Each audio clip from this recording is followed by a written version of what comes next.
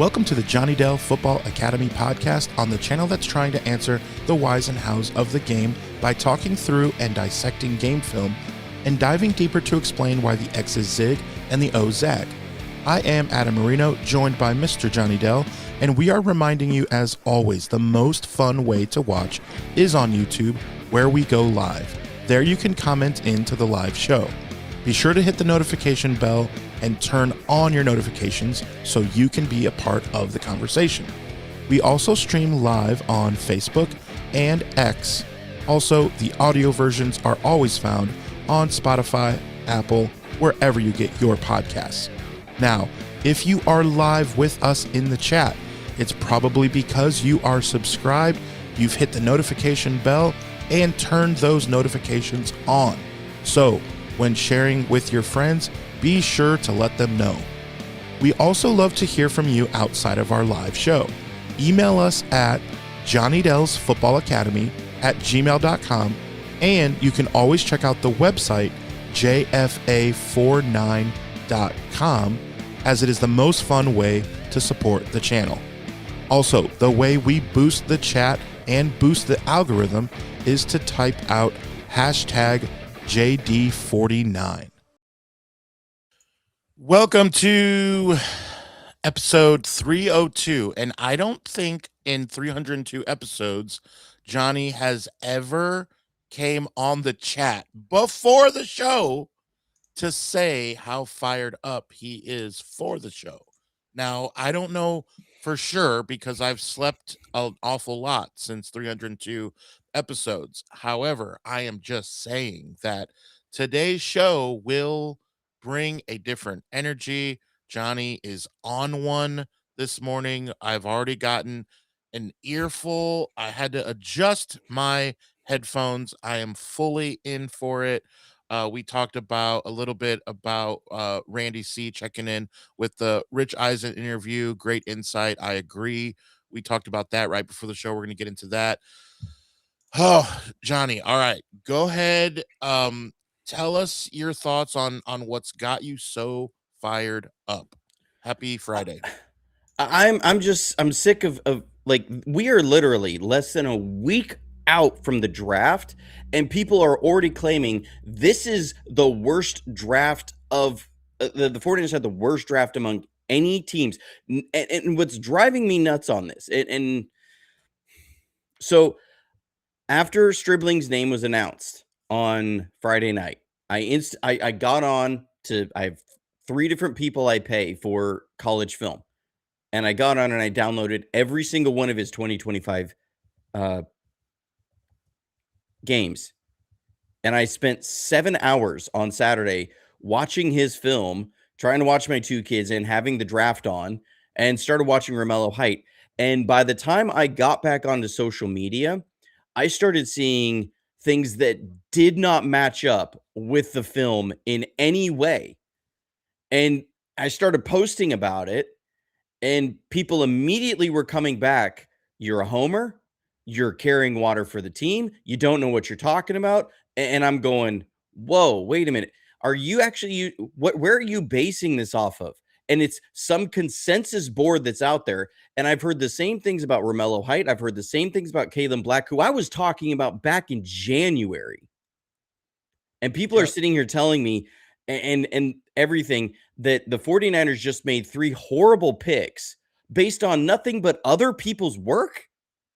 No, I'm not into that right now. Like, I've put in way too much work to have this kind of conversation happening, that people are saying the 49ers have had the worst draft before these kids have taken one NFL snap. Like, you have a crystal ball to know who's going to be good and who isn't, when half the draft picks who are picked in any draft don't work out anyways.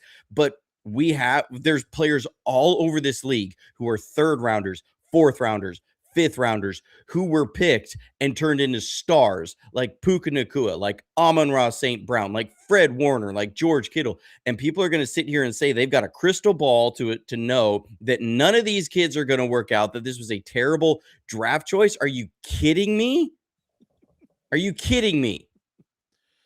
We got a supposed beat writer, Grant Cohn, going on 95.7 the day after the draft and saying that the 49ers had the worst draft of any team ever. Oh, really? Based on what? On what film? Show me the film of their college tape and tell me why they are bad players. Show me why that this is not a good pick. People are, and because here's what's happened. I said, what's wrong with Romello Height? People go, well, no. I'm not mad about his film or what his production is. I don't think he has a frame to be something in the NFL. He's too small. And I'm like, his size is exactly the same as Nick Bonito, who just had 14 sacks last year.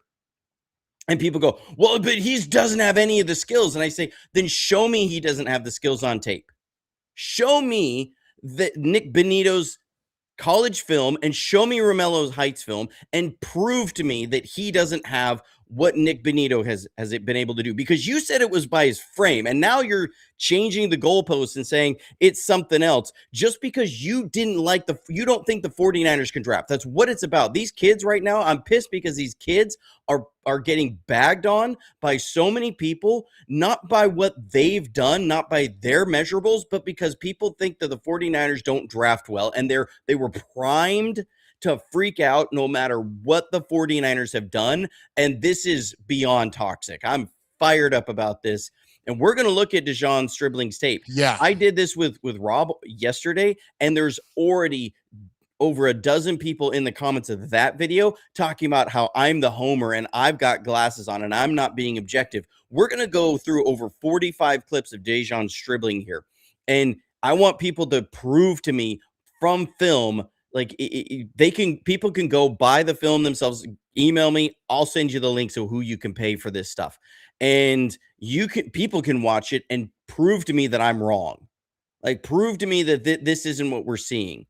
Because that's not what's happening. People are they're throwing arrows and I'm done with this. Like, I'm done with that on there. Like, this is so ridiculous. It's just getting to the point that people have lost any ability to have honest conversations.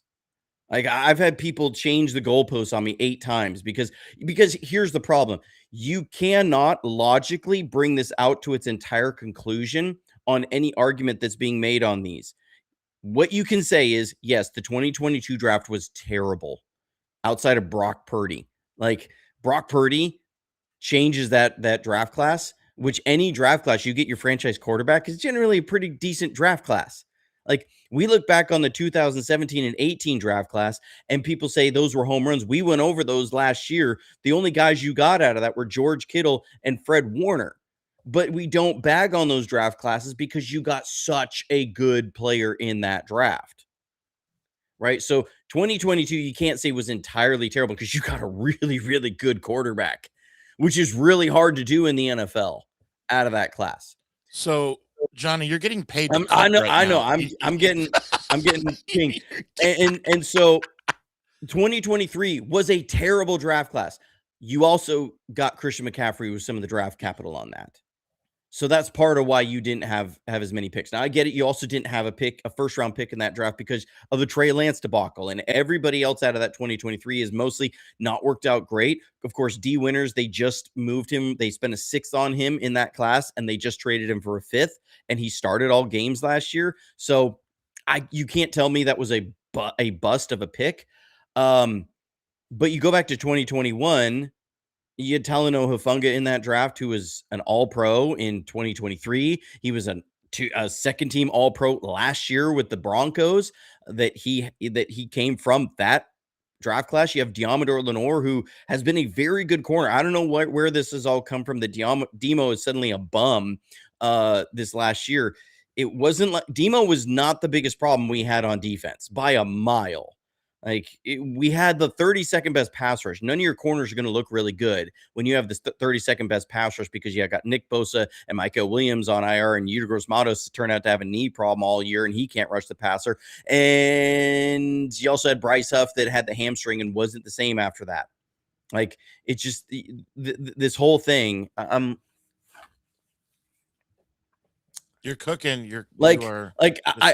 So I get I get where some of that comes from, but we can't also sit here and say, well, they've just been so bad at drafting. Look, they've had a lot of singles and doubles. They haven't had a lot of home runs in the last 5 years. Like Brock Purdy was a home run. Talanoa Hufanga was a home run. Like now in 2023, we didn't have any home runs. 2024, not yet. I don't understand how we can already write the book on the 2024 draft class. Half the draft class was hurt throughout the year. We also, again, you have Renardo Green playing behind the worst pass rush in the league. So, like, can we really evaluate him? Malik Mustafa tore his ACL in January of the year before, of 2024. He didn't get an offseason, was spent the whole offseason when they changed defensive coordinators, rehabbing, didn't get training camp, went through, was then worked into the lineup throughout the year. And people are now saying that who Malik Mustafa is, not the kid we saw in 2024. I don't understand that. I don't understand how we can look at the 2025 draft class and say there's nobody in here that moves the needle. Your first round pick tore his ACL against the Giants at that horrible MetLife Stadium. Alfred Collins looked pretty good. Marquise Siegel, I think, has all the traits to be a really good safety. He had to have time to learn. That was why they picked him where he was. He didn't get that opportunity as much, but he showed us early in the year. Like, do people always act like the divisional round against the Seahawks is what this team had been? Do you forget what happened in week 1 when the 49ers beat that Seahawks team, when they had their guys healthy and Marquise Siegel was starting on that defense?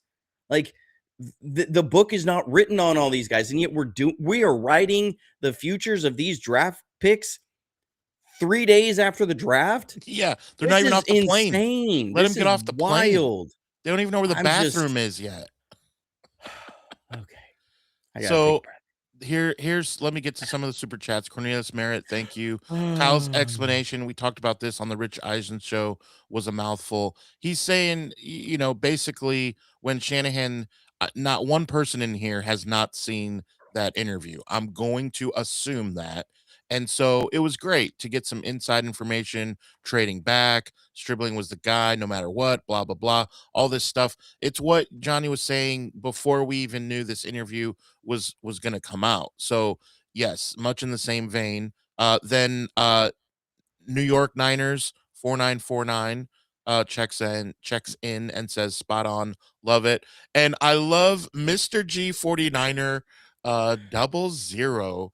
Look, JD is pissed and I love it. Eat him up, JD. Let's go.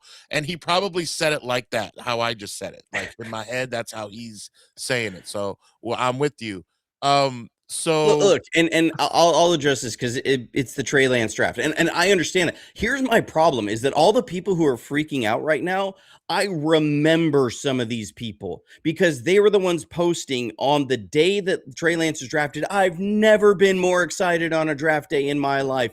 I am so hyped right now. I'm over the moon when they picked Trey Lance. So you can't all be like that and say they made the best decision ever, and then turn around and say, well, we can't trust you because you made that decision. You can't trust yourselves. Right. When before that draft, I was very upfront about it, that I wanted Mac Jones because I felt Mac Jones was the most NFL ready quarterback. And I've kind of been proven right out of that because it was Trevor Lawrence who went number 1, and I knew that was off the table. It was either Zach Wilson, Trey Lance, Justin Fields, or Mac Jones. And I kept saying Mac Jones was going to be the most NFL proven guy. And I've been proven right about that. Justin Fields people keep trying to make him work because the physicals are so great. He never played in a timing offense. Never. Didn't look like he even had the ability to do it. And I was worried about it. And I was like, if they pick him, I'll see. I'll trust the process. But I'm not excited about the Trey Lance. I was like, this kid needs to stay another year in college. Yeah, like he just needs more. Football. He needs more reps. He needs more everything. Like physical specimen, yeah, but this kid needed more reps. I was like, he just doesn't look anywhere close to NFL ready, and he needs games. And I was like, okay, if they get him, really what he needs is a year of starting and learning. But that's not where the team was like you start a rookie quarterback and they learn. We were a team that had been in the Super Bowl 2 years before this, right? Like at that point, and I'm going, and really it was like a year and 4 months at that point from the draft. And I kept saying, if you were going to pick a quarterback, go Mac Jones. But what I kept saying is, I don't think you should pick a quarterback out of this class. I think if you really want to go get a Super Bowl, Patrick Surtain was sitting there. Patrick Surtain the second from Alabama, and I loved that kid.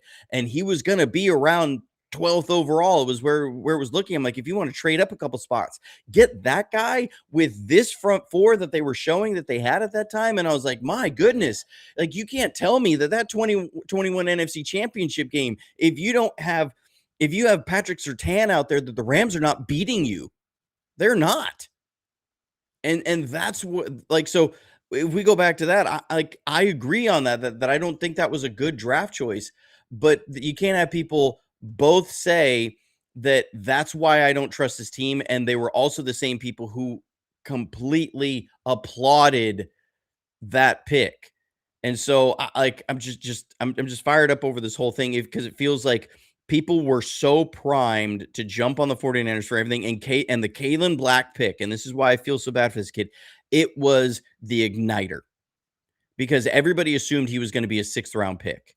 Because and why? And I say, have you asked why? And they say, well, because it wasn't invited to the combine. He only had 5 catches at Indiana. And I go, how many catches did Indiana running backs have last year total? They played 4 guys who all got significant snaps because guess what? In the fourth quarter, they were up 50-14 on almost every team. I didn't see hardly any Kaylin Black fourth quarter reps because I've been watching his tape all week. They had 23 catches between all their running backs. That means Kaylin Black had 5. Every other running back had 1 or had 6. Like they didn't. And I'm watching the tape. And I'm like, okay, Kaylin Black's open in the flat, and Mendoza is still chucking it 20 yards downfield to Omar Cooper or his tight end. Like because they had a lot of guys that were open because they could run the ball really, really well. And you watch Kaylin Black's tape, and he wasn't invited to the combine because they said he probably didn't have any elite traits. And I'm like, then he goes to his pro day and he runs the 40 like 3 times, and it's somewhere between 4.43 and 4.45 was every rep. And I'm like, why was he not invited to the combine? That like, because that speed looked like it was there on tape, but they just, well, I don't think he's actually going to run away from NFL guys. And you go, yeah, but he was running away from everybody in college. So you need to explain to me why. And he's got the best feet quickness in the running back class outside of maybe Jeremiah Love, maybe. And it's like, well, he's a weight room junkie and he takes really good care of his body. So there goes the question mark about, can he be a bell cow? Because they said, well, we don't know if his frame, if he can hold up to 200 plus touches a year in the NFL. I go, well, they kind of answered. They did the homework on that. This kid was so good that Curt Cignetti brought him from James Madison. We got to remember that. Like Curt Cignetti went to Indiana and he brought Kaylin Black with him.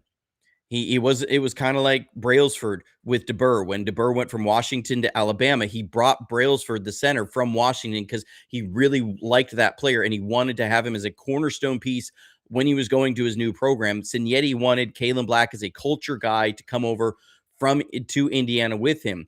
And so they feel good about that. We watched, I was watching at the Senior Bowl. The kid was unguardable in one-on-ones, and there was no other running back who was.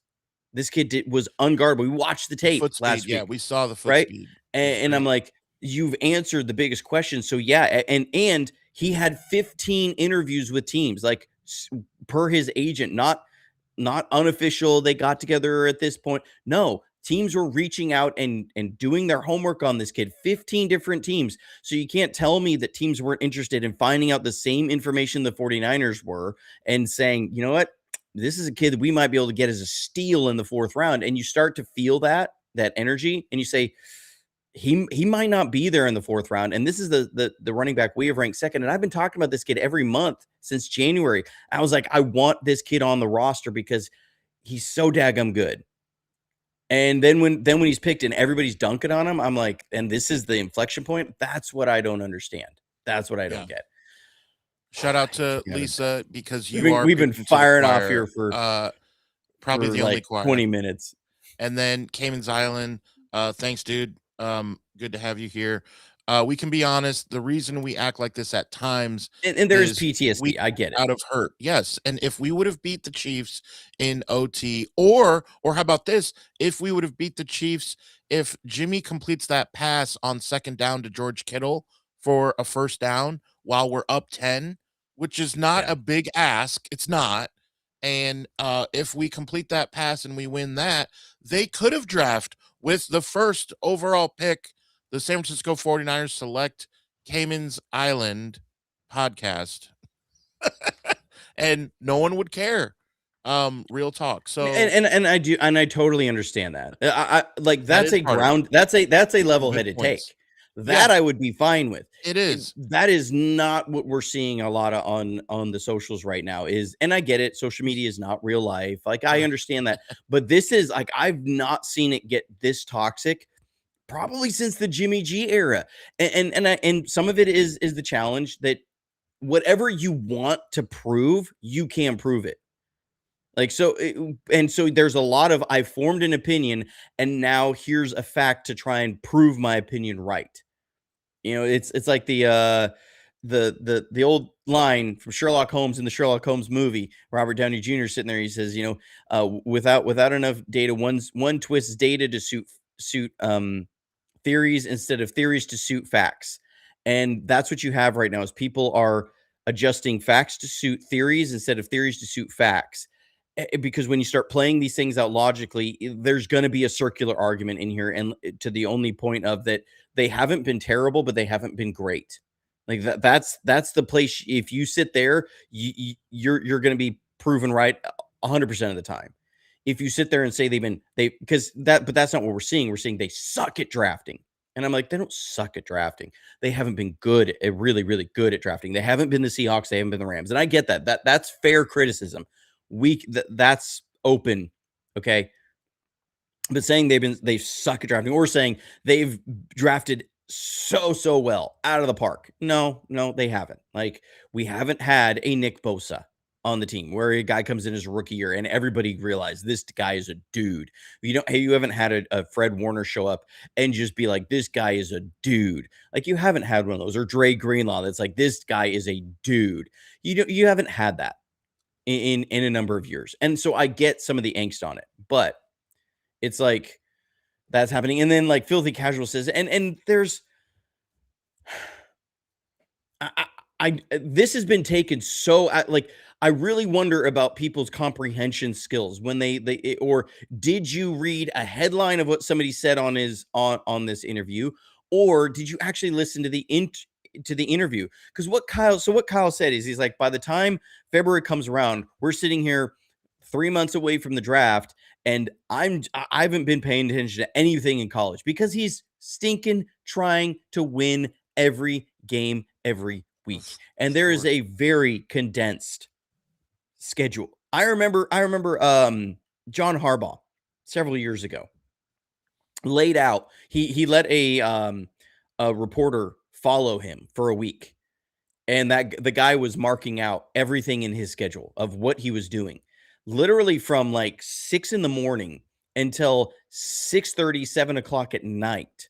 He was busy he was only taking 15-minute breaks for meals. And during those meals, he was actually meeting with people. Like it would be sit and eat with me. Like he would eat with the GM as they would talk about different guys around the league that they might be eyeing in case they need to make a move. Like that's what this kind of stuff. And he would be meeting with his leadership team of the players for breakfast. And then at dinners, he was meeting with some of the coaches, and they're constantly like everything was that day was completely full. There was no college scouting at all. Like there is just no time. And so once you come around to this year, and I understand this completely, because as we saw, I did not cover every draft prospect. Why? And I was still spending anywhere from 12 to 20 hours a week on top of my normal job trying to scout the guys that we even covered this year. And I couldn't pick everybody. And so people like, if you want to know a peek behind the curtain of how I chose some of the guys I did, I was kind of looking out there of where people had things ranked. And then I would go and I would look at some of the highlights of these guys.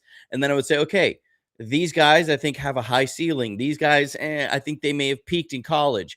And so then you whittle it down to like 4 guys, and then I would go watch 4 guys' tape in a week, because it takes so many hours, 5-6 hours to watch through a guy's entire season. Yeah. And that's what Kyle Shanahan has basically said, is he's like, when it comes down to it, my position coaches, we'll go through positions at a time, and we'll look at and I have them put together highlight reels. And if I don't like their highlight reel, I'm not even looking at anything else. And people have taken that to say, well, he only watches the highlight reels. No wonder they pick the guys they do. No, what he's saying is, if your highlight reel doesn't impress me, then your mediocre reel is really not going to impress me. And your bad reel is really not going to impress me. So like it's, you look at the highlight reel and then you say, okay, now let's see where the real deficiencies are. And you look at the deficiencies and you look at the mediocre, and it's kind of like, how much of each is there? And that's where you start slotting guys for different rounds. Or what is their ceiling? You look at the height, weight, speed. You look at their measurables. You start diving into everything else. And this is how you form your draft board. But he doesn't have time to watch through 350 prospects. I guarantee you there's like 100 prospects in this class, or 200 prospects, that he probably didn't even watch, because you just do not have time to do that. That's why you have to have a scouting department, position coaches, GM, like that they're doing this year round. So like that's just efficient use of time.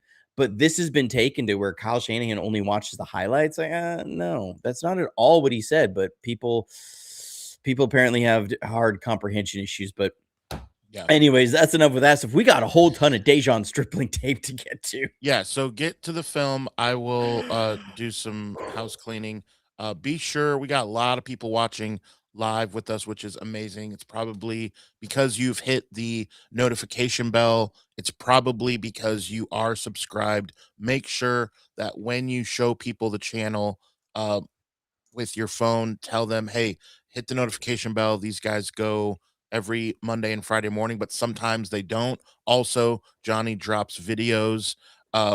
And earlier Johnny was talking about, okay, I'm just a homer and blah blah blah. One of my favorite videos ever that you've done was the Brock Purdy for MVP, in which the first 2 minutes were some bonehead plays and not great decision making by our very own Brock Purdy, showing a sack, showing not making the right read, what have you.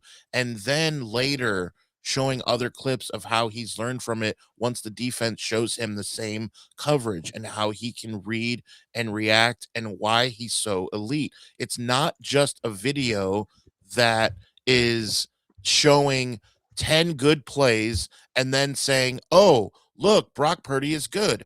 The worst player in the NFL, whoever that is, you can find 10 clips of him, whether it's a defender or someone on offense, in which he does something correct. You absolutely can find that. And so what I love about Johnny is this channel does not do that at all. So I think it's hilarious when people say, well, Johnny's just a homer and he carries the water, when if you really look at Johnny's content, that is not true at all. And I just think it's hilarious when people say that.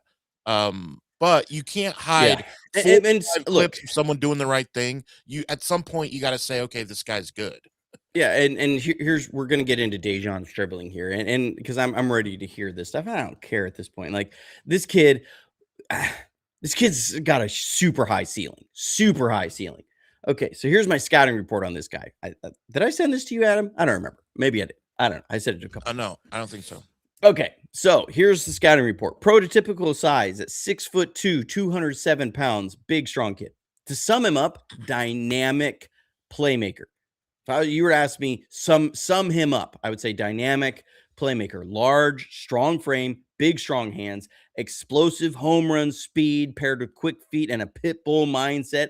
The blend of size, speed, hands, and vertical leap paired with a fearlessness running over the middle make him one of the highest ceiling prospects in this class. Can run away from anyone, and his speed terrified opposing defenses. Teams very often either had corners playing with a massive cushion or a safety over the top. When they wouldn't, he could make them pay downfield. Against press, he could put corners out of phase and into panic mode in a hurry. His quick climb up the stem often made underneath help impossible outside and would stress any defenses that didn't widen their alignments. His run after the catch by both speed and strong style punished defenses who allowed isolated matchups on corners.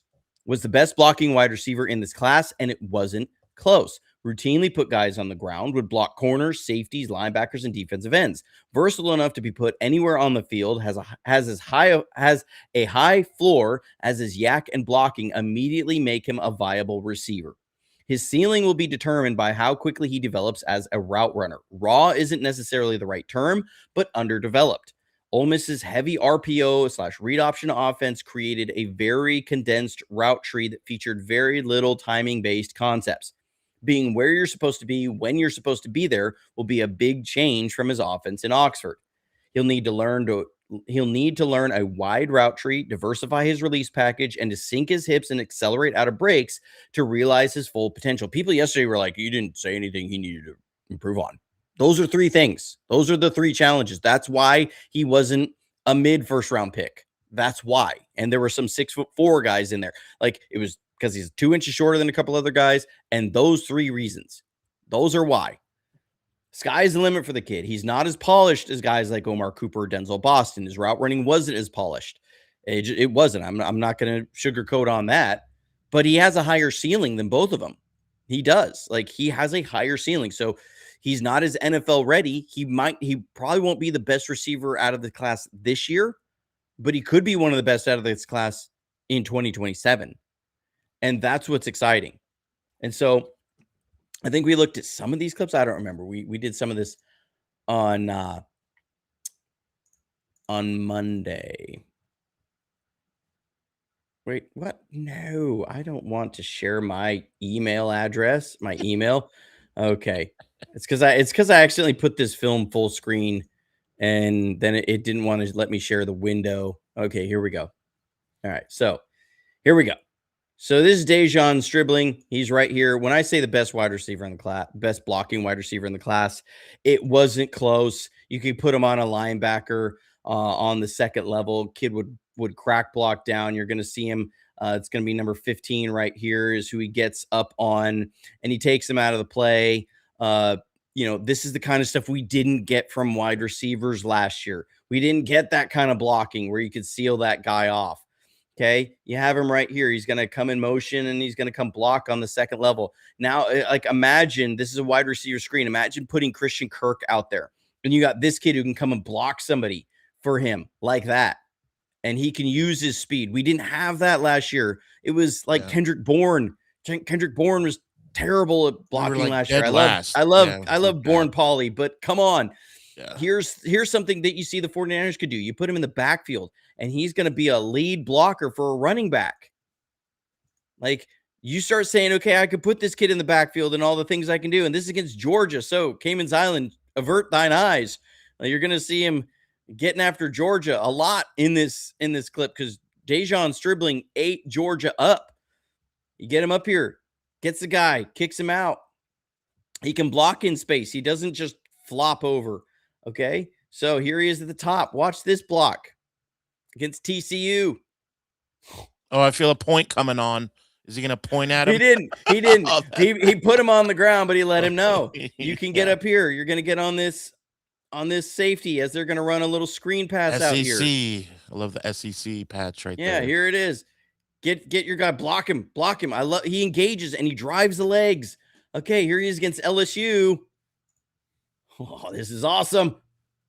Ooh, point. Give him the point. Give him the point. Give him the point. Give him the point. Here he comes. He's going to come in motion and block. This is against Georgia.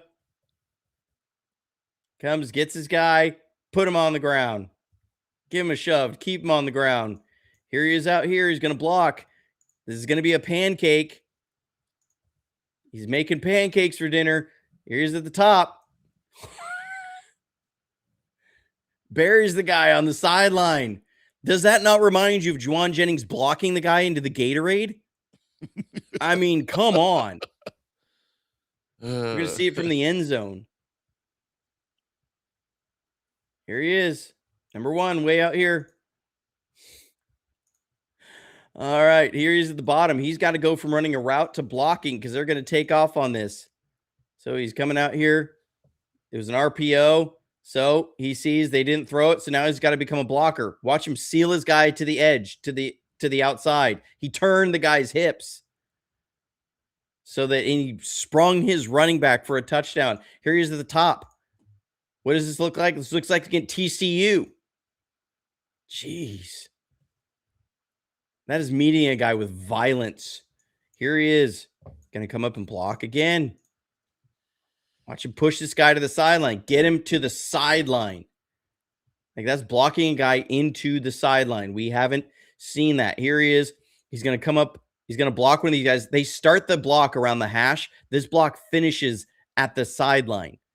That's what you love. You like this is not normal. You don't see this from wide receivers a whole lot. Yeah, these guys are he's blocking the dude to the sideline. Yeah, he's out of bounds. Okay, they're on the 6-yard line right now. Watch where he drives this guy on a block into the end zone. Puts him on skates. Here he is. He's going to crack block on a linebacker. Here's your pancake again.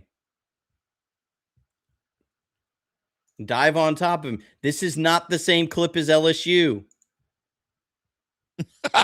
Point. It looks exactly the same. Point. Looks exactly the same. Man down. Now he's going to come out here and he's going to kick out this end man. Again, who does this remind you of? What, like when you talk about culture fit for the 49ers? Yeah. And this Callie is a culture fit. Look, Callie says, imagine Stribling learning from Mike Evans. Oh, with route running and how to be an NFL wide receiver. Like, I mean, this is him right here. Mike Evans. Watch how he finishes this block. That pancake. is 49ers culture right yes, there. That is Kittle. 49ers culture. That is George Kittle. That's what Juwan Jennings. That's what they loved about Brandon Ayuk when he was a blocking wide receiver. Like, this is the stuff. Look at him come in here. He's seeking out contact. That was not a flag. Not a flag. Yeah. Okay. That's when we saw last week or like, earlier this week. Like, this is a guy that you this is the cherry on the top. You say, okay, you know, because Christian McCaffrey had 3.7 yards per carry last year, and so much of it had to do, we talked about it all season long last year. Wide receiver blocking was absolutely cheeks. This kid comes in and he becomes instantly probably your best blocking wide receiver, because you need to be able to block on the perimeters. We had guys leaving Nick Emenwari unblocked because they wouldn't get in there and make their blocks. Not even they whiffed on the blocks. They weren't even getting their blocks. And people said, well, the Seahawks they got Nick Emenwari and he is just such a monster. We can't even do anything with. Now guess who's going to block Nick Emenwari? This kid. That's going to be his job. And you know what? I think he's got a shot at it. Okay. What do I like about him as a receiver? Because we didn't draft him to be a small offensive lineman out there. What do I like from him as a receiver? Okay, there's a bunch of traits. We're going to go through these. First off, he's fearless over the middle, and he's a really strong hands catcher. He reaches out, plucks the ball out of the air. He doesn't let it get into his body. Too many times guys get into their body, they get hit, that ball pops up in the air, you get interceptions. Okay, sometimes you have too many times balls bounce off his hands. I think he only had 5 drops all throughout college. And so he's a really, really low drop rate guy. You're going to see him here on a slant, and watch the extension on this. Go pluck the ball out of the air and then get vertical. Like, the ball is always he's plucking it out with his hands. This is a good hands catcher. He, and you see no fear in it, no fear. Okay. So we'll see this from the end zone. This is when he was at Oklahoma State. They're playing against Kansas State, and he's going to have VJ Payne sitting over the middle, kid that we looked at, right? So he's going to run a dig on this. This is not an accurate throw. He knows he might get walloped because there's VJ Payne, a big safety, sitting there over the middle. He's going to come in on this and watch the full extension of the arms to go make this play, make this catch over the middle of the field. This is somebody who doesn't have fear. There's VJ Payne. Okay. He was number 19 that year. And We know how big this kid is. He's a 6'3", 210-pound safety sitting out there. He's over the middle. He doesn't know that this kid might not light him up. Look at the extension. He's exposing his body. Catch it with your hands. I love it. Here he's going to run a post route. There's a safety that could be here. Again, not a great accurate throw, but he has no fear to adjust to that catch. And I mean, the adjustment to reach out there and pluck the ball Terrible out of throw. the air. It's not a great throw, but I like it. Okay, here he is. Nope. Clear. Thank you. He's right here. He's gonna run a through route, sort of a crossing route. And this safety sitting here, this is not a great decision by his quarterback. This guy's just going to sit and then he's going to drive on this throw. Still the catch. Why? No fear. No fear. He knows that guy's there, makes the catch, gets ready to absorb a big hit. Yeah. And he takes it. We'll see this later.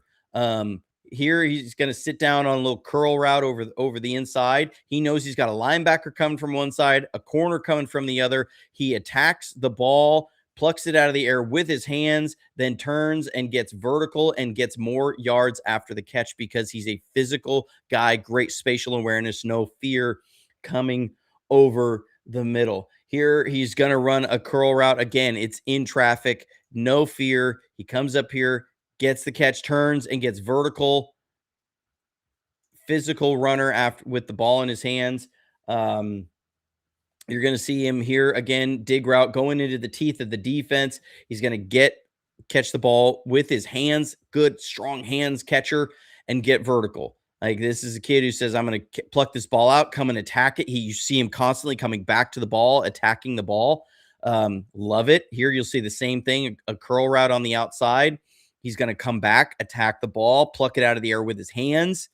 These are things you love to see. Big, strong hands can make contested catches. That was what Jauan Jennings was so good at, was the contested catches, and he could do those things. Okay, we're still going. He's to the bottom. Now here, he's got extra attention. So this is him. They're putting two guys over him. This is against Wazoo. And so here's some important context to what you're about to see. This is 3rd and 16.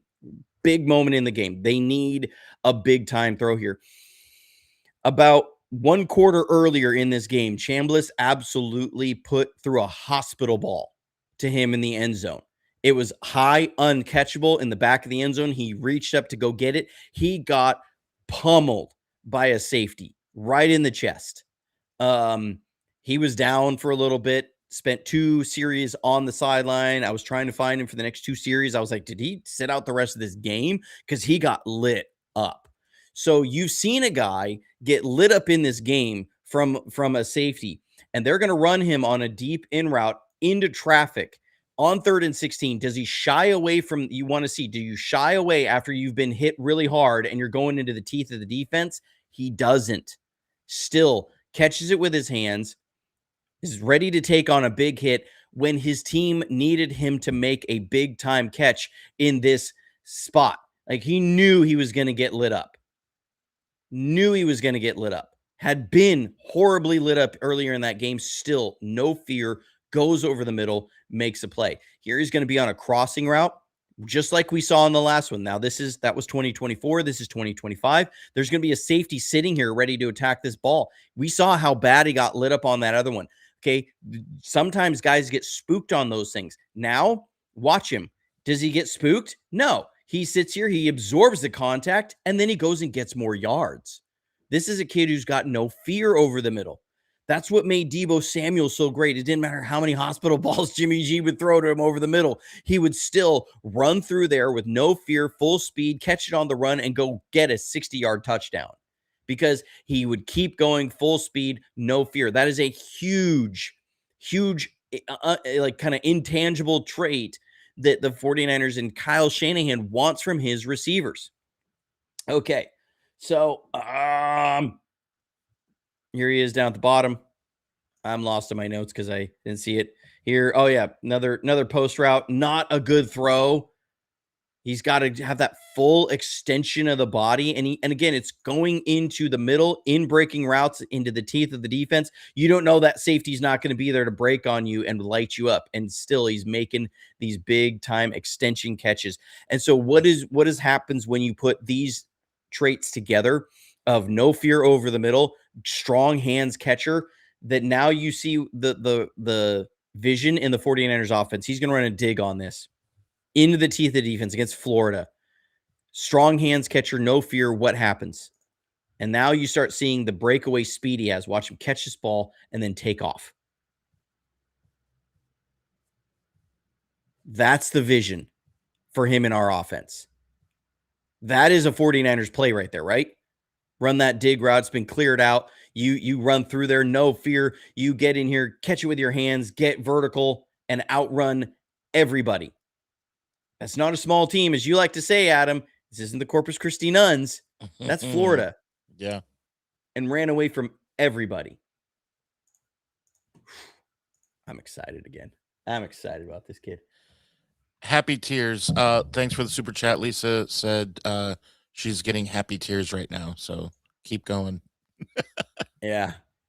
I mean, I will say, like, when I put this guy's and I've seen this. Why was he the number 2 receiver on a college team? He wasn't.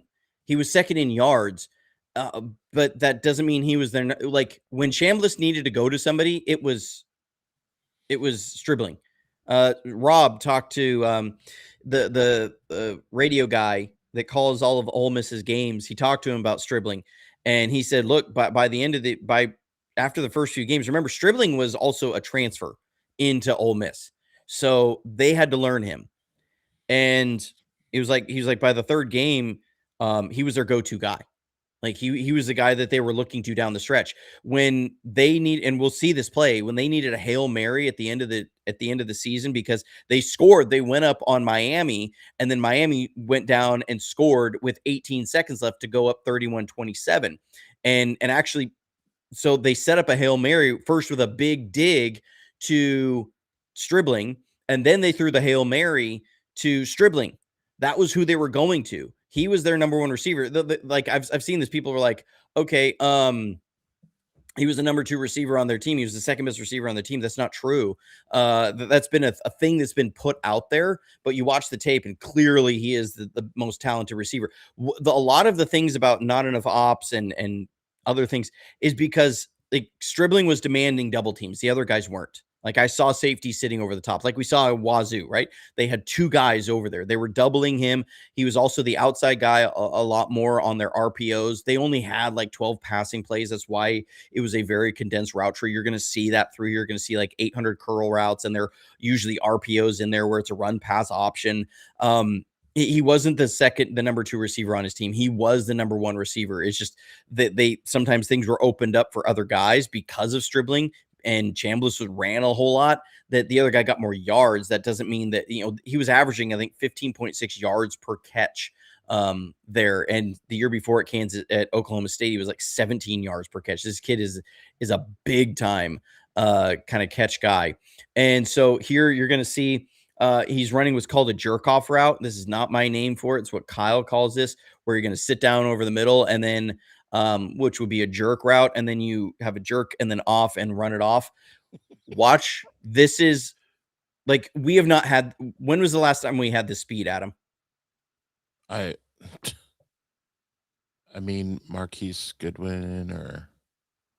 The kid hit over 23 miles an hour, the fastest speed of any ball carrier in the college over like the last 4 or 5 years. Like, it is insane. This starts to look like the tape is a little sped up because he catches it and then it's gone. Like, he is nobody is catching him. This is world-class speed, long speed like we have not seen. Here, like I said, he needs to be able to sink his hips. I've seen people tell me, well, that's because he has stiff hips. And so that's a deficiency, a physical deficiency. No. His broad jump testing showed us otherwise. He had an elite range of broad jump. at the combine. To do that, you have to have really flexible, fluid hips. That's why, and powerful hips. That's why they do the broad jump. Because you have to be able to jump out there, sink, and keep your balance. That takes really good hip flexion. That's why they do the broad jump. And so here you're going to see a moment where he has really nice sinking of the hips and he runs a really snappy route. This was not normal. This was more the outlier. He needs to do this every time. That's going to come down to coaching and development. Callie says kids are watching Johnny. All right, so here he is. You can see this is what he does. I mean, he catches this dig and he doesn't go down easily. He's at the top. Watch it. Like, sheesh, catch, bang, bang, bang, bang. Yeah. I mean, this is a guy that's moving people. Here you're going to see runs a slant. Watch. Do they get him on the ground? Running. Keep going. Keep going. Keep going. They don't get him on the ground. Watch the fire on this. He's letting them all know. You can't handle me. You can't handle the truth. Running a dig here. He's going to come back to the ball, attack it, and then turn and go. Watch the explosive speed on this. Like, this should get every 49ers fan excited, because when we look at our best yak guys were Kendrick Bourne and Juwan Jennings. Like, guys who, did they have this kind of speed at all? No, nothing. Okay, Cayman, avert thine eyes. This is against Georgia. Gonna run a little curl route out here. Again, he's able to catch, get vertical, and get yards after the catch. It takes multiple guys to get him down. So this is what I mean by some of the attention. Georgia's in a 4-man front here. They're going to drop a 4th man out to try and get out here under Stribling, so their corner can play back off. They're willing to run a 3-man pass rush to try and get that edge player all the way out there underneath Stribling. He still doesn't get out there in time. Jeez. Yeah, he does not. and he catches this 5-yard curl route and gets 12 yards. 5-yard curl route gets 12 yards. That's unfair. If you're the defense, like, what do we have to do? Yeah, that lineman missed the tackle. Okay, so now what's the setup? Okay, so now Georgia's like, well, we're not going to do that. We're just going to say, we're going to send everybody here. We're going to go cover 0. This corner has said, I can't tackle you in space very well. It's 2nd and long, so I'm going to drive on this. When you catch this, I'm driving. And now watch this, what he can do. Now he gets out your snatch it, turn, and go. Okay, this corner is a 4.38 40 time corner. He was drafted. He does not catch up close at all. Not even close. You're running away from some of the fastest corners in college. Like some of the fastest. This would be one of the fastest corners in the NFL. Jeez, he didn't even touch him. He couldn't even two-hand tackle. Now, I will say, we got to scout this ball boy. Oh, wow. Because this ball boy is running. Whoa. Look at him. Run, Forrest, run. That's awesome. He just kept on running. That's the kind of explosion that you're going to see. Okay, here he is. Whew. I got to get it with my notes. Here, you're going to see a sail route. So he runs on a deep out here. And there we go. This ball gets tipped. Whew. But then look at the takeoff. And then the punishment at the end. You're going to see it from the end zone. And I love how he just nonchalantly jogs back to the middle field and hands the ball to the ref. He did that all the time. Like, he just acted like this was another day at the office. So here we go. There he is, running the sail route, tipped, still catches it with his hands, and then the acceleration and go, and Bear just lowers the shoulder on his guy here. You're going to see him on deep curl route. Again, does not go down easily. He's a big, strong kid. Gets out here, then get vertical, get more yards. I love the way this kid runs with the ball in his hands. You're going to see him at the top. He's playing Z here, okay? So you see X and Z. And And I think it's another curl route. Like I said, they ran like 800 curls out here. This was why. So like, this is exactly it. You have an RPO, you're running a curl and a curl. Like this is all this is, and it's based upon the read of like inside out on this. So it's like these are snap it, who's there, get it, and again, same thing, breaking tackles, gaining yards. You see it over and over again with this kid, but that's why you see not as many targets here. He's running a branch route, and this ball is going to be 5 yards short of the first down, and he still gets the first down. And look, boom, take it, drive, and get the first down. Here, going to run a little curl route. Same thing we saw against Georgia. Catch it, break the tackle, get vertical in a hurry. Man, this kid's yak is crazy good. Here, similar thing. You're going to see him run a curl route. Just watch. This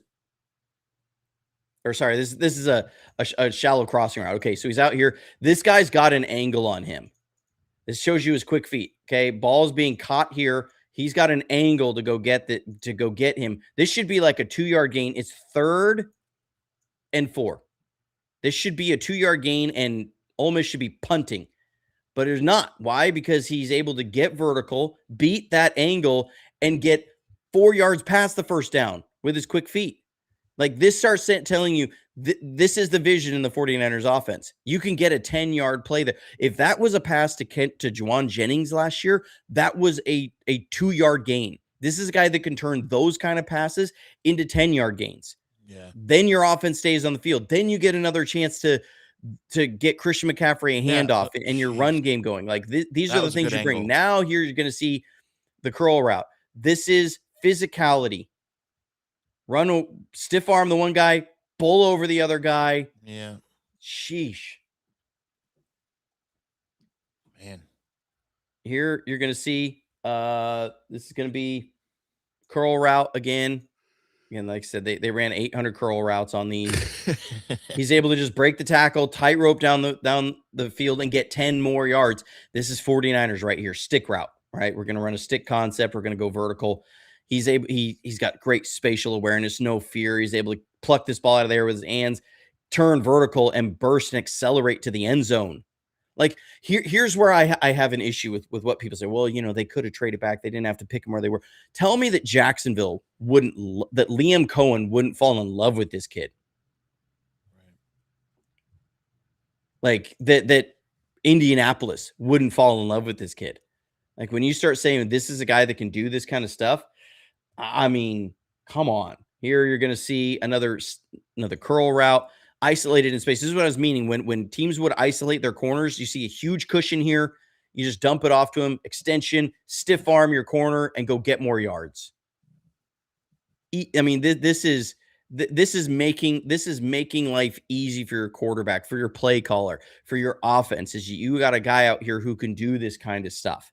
Like this is exciting to see. We should be excited about this kid, not sitting here poo-pooing on everything. Well, what about this?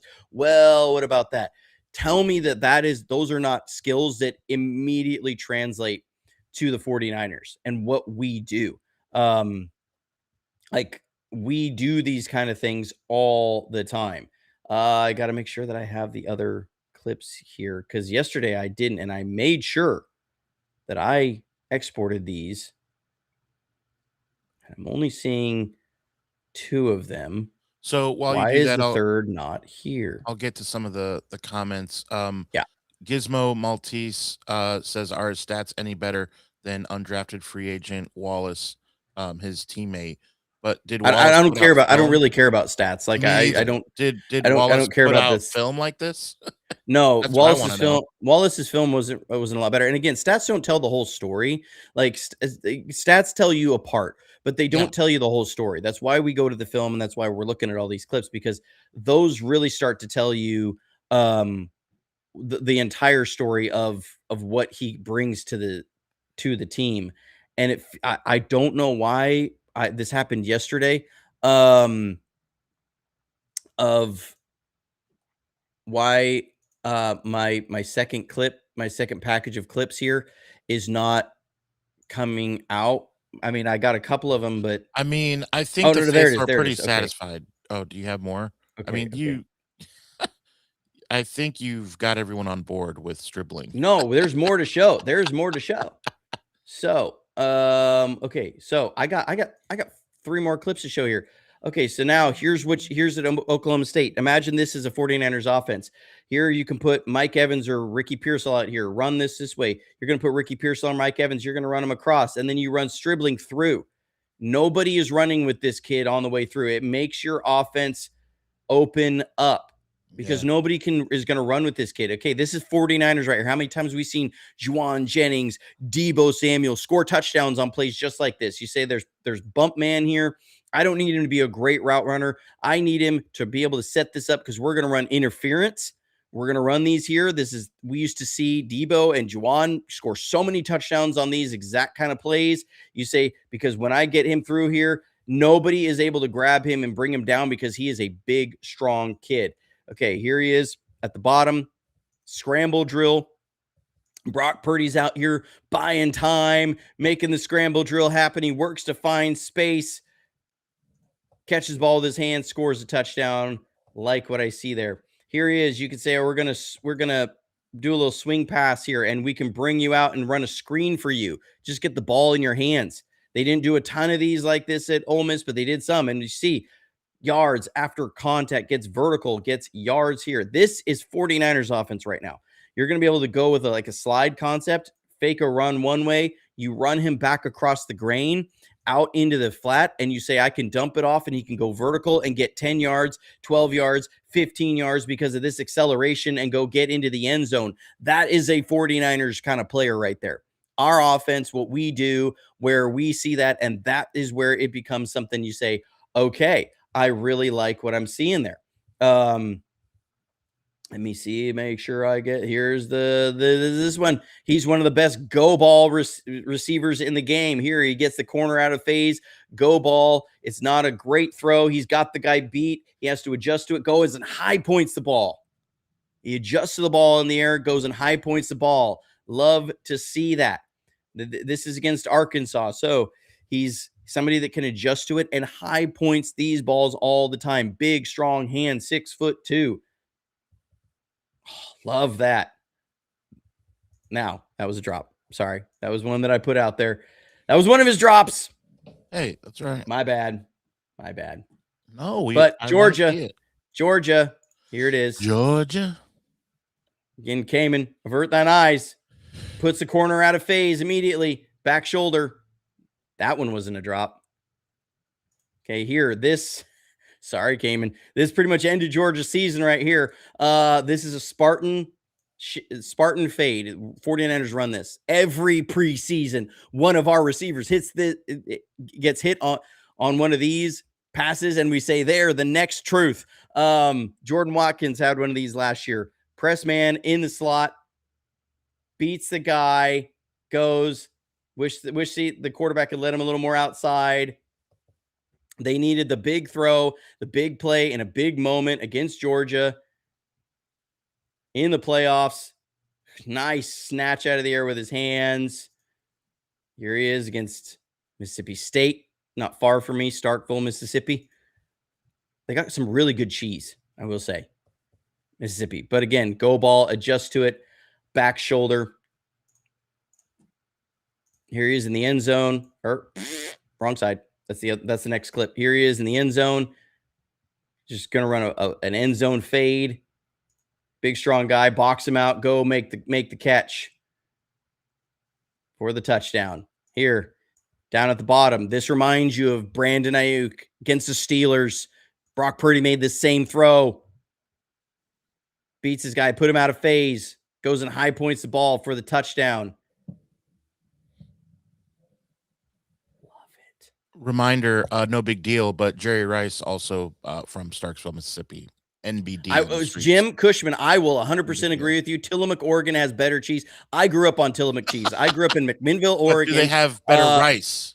They do have a better rice because of Jerry. Okay, but I grew up in McMinnville, Oregon, which is 45 minutes from Tillamook. I have been to the Tillamook Cheese Factory. Actually, I know a guy. They've got a mechanical cow that's sitting in the lobby of the Tillamook cheese factory when you go in there. That's like it looks like it's milking. I actually know the guy who built that. So fun there. Anyways, here he is to the top. Here's that go ball again. High point it. Get down the field. High point the ball. I mean, this is what I mean. He puts corners out of phase so quickly.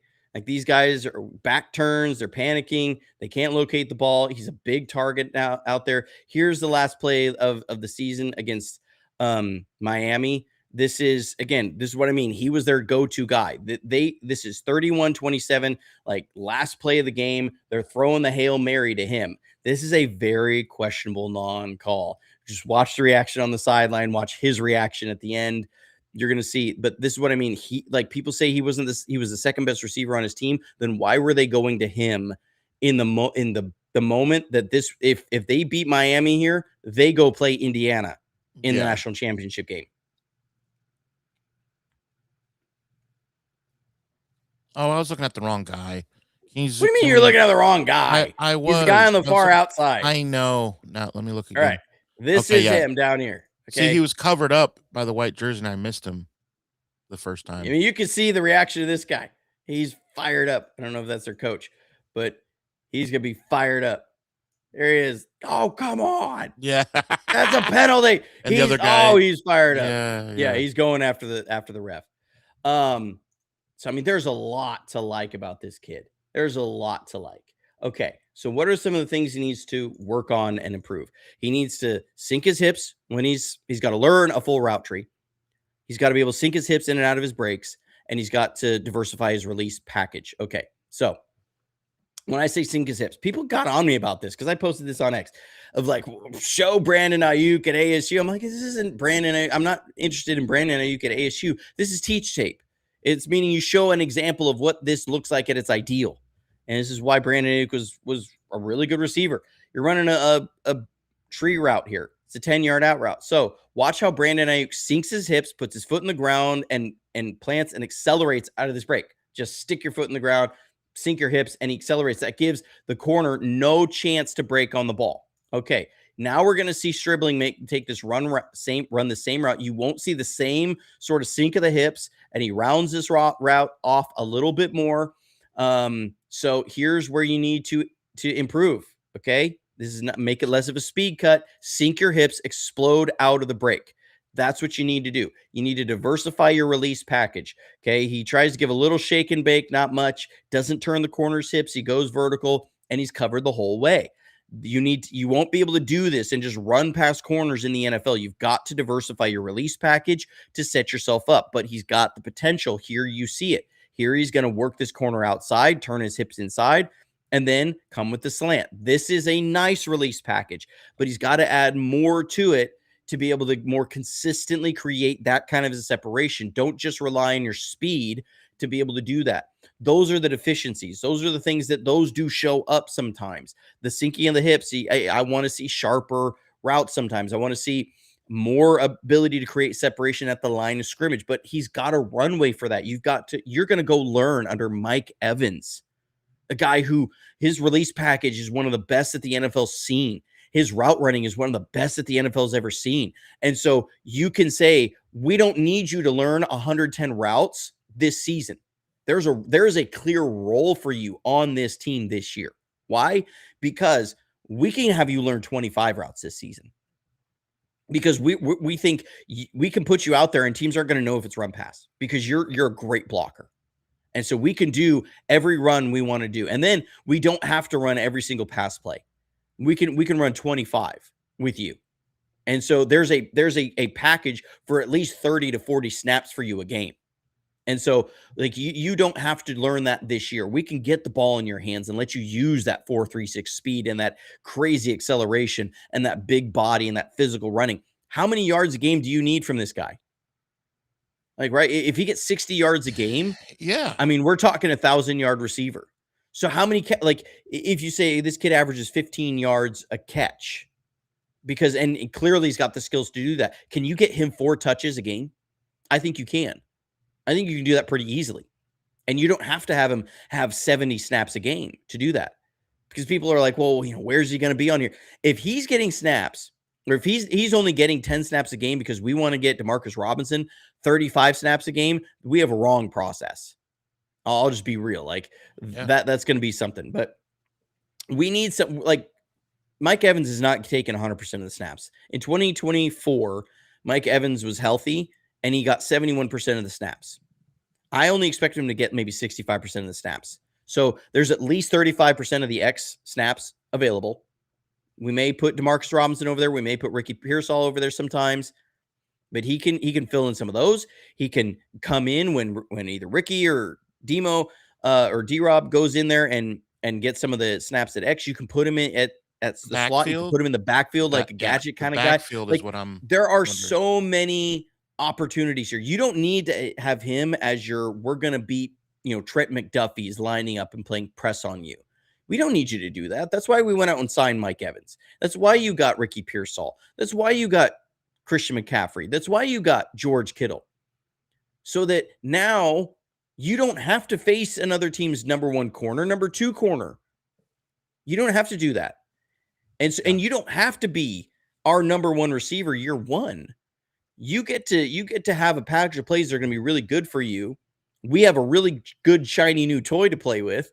And then you learn from one of the best receivers in the game. I like how people can be dumping on this pick right now. I don't understand. Like, watch this stuff, put it together with the vision of the 49ers current roster. And I'm like, dude, this is exciting. Like, this should get us really amped up. Not like, well, they could have traded back and maybe gotten another 7th round pick. I'm sorry. The guy's not gonna make the team. Yeah, this was like, this even changed the I was on board before with some of the clips that you showed literally on draft night when you were texting me like 18 clips in a row. So I was on board, but this even amplifies it to the point where I'm almost dang near bragging to my Midwest friends, like, oh yeah, but we got Stribling. Like, you should see what he does. Like, it's almost change the way that I think about it. And so I think one of the reasons you had him that he became a late riser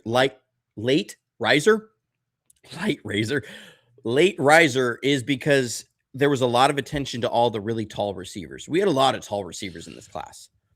I mean, dude, out of the first 90 picks, I felt like 45 of them, maybe 46, were wide receivers. Seriously. I mean, there was a ton of wide receivers, and there was also a lot of guys that were 6'3", 6'4", 6'5". Yep. There was a lot of those guys. Yeah. And so I think everybody kind of lasered in and started really looking at those guys. And because he was 6'2", he kind of got lost in the shuffle. And then by the time teams got through the 6'4" guys and they started to get down to him, then teams were like, wait a minute, there's something really here. There's a lot here. And that's why, again, the buzz started becoming very quickly that this kid was rising a lot of teams' draft boards. Not everybody's. That's why you can find people be like, well, I talked to an NFL executive and he said it was quite a reach by the 49ers. Well, they may have not done hardly any homework on him. They may have not been very interested in him because they weren't looking at a second round wide receiver. They were looking at the 3rd and 4th round wide receivers, or they were looking at a tight end. Just because they didn't do a ton of homework on him because they didn't want to take a guy in that kind of range doesn't mean that other teams weren't. It only takes one other team to really want that kid to where you miss out on him. If you say, well, we're going to get cute, try and trade back there. I would not be surprised if there was 10 different teams that had this kid as an early 2nd round pick. There may have been 22 teams that didn't, but that doesn't mean that you still wouldn't have lost out on this kid. And when you see the upsides there, can we really say, well, I don't want this kid on my team? Like, make that argument for me. Why do you not want Stribling on your team? Why do you not want that kind of explosive yak ability? Why do you not want that kind of fearlessness over the middle? Why do you not want a strong hands catcher? Like, tell me why you don't want him on the team. Not even like why you think maybe Denzel Boston would have been a better pick. Tell me why Stribling is not going to be a good NFL player. Like, make that argument. Because just because Denzel Boston might be a good NFL player doesn't mean Stribling's not. Right. It's not like all 18 receivers selected in the first whatever, like, they could be good. Maybe 10 of them won't be. Like, who's to say? But this film does not lie. That's why we love this channel, faithful. The film does not lie. Man, a lot of people in the chat. Reminder, quick reminder, be sure to show your phone to people wearing Niners gear.